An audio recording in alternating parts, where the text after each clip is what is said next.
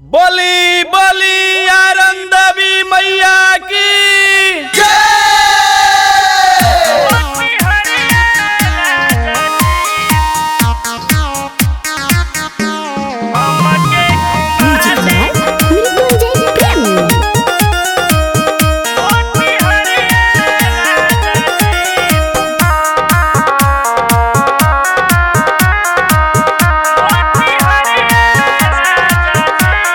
कलशले आई के पिया दियरिया जलाई के पिया कलशले आई के पिया दियरिया जलाई के पिया खैनी न पियनी नमदी अब भूखनी नमिए पिया मोन बाटे जैती कचहरिया राजा जी तो जल्दी हमके घुमा दी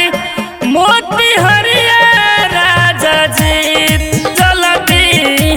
हमके घुमा दी मोती हरिया राजा जी। बोली बोली काली माता की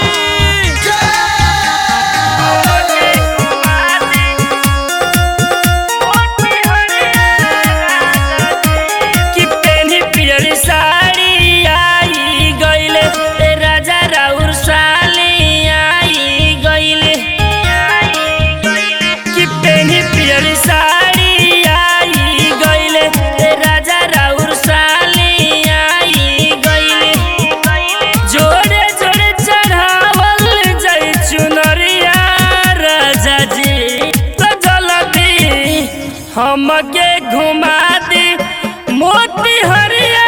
राजा जी जल्दी हमके घुमा दी मोती हरिया राजा जी। प्रेम से बोली पहाड़ा वाली मैया की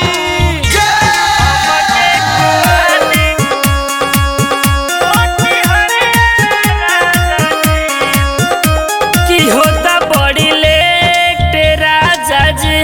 ए मनीष पगलेट राजा जी की होता बड़ी लेट राजा जी ए मनीष पगलेट राजा जी खुबले से संगे विवेक बिहरिया राजा जी तो जल्दी हमके घुमा दी मोती हरिया राजा जी जल्दी हमके घुमा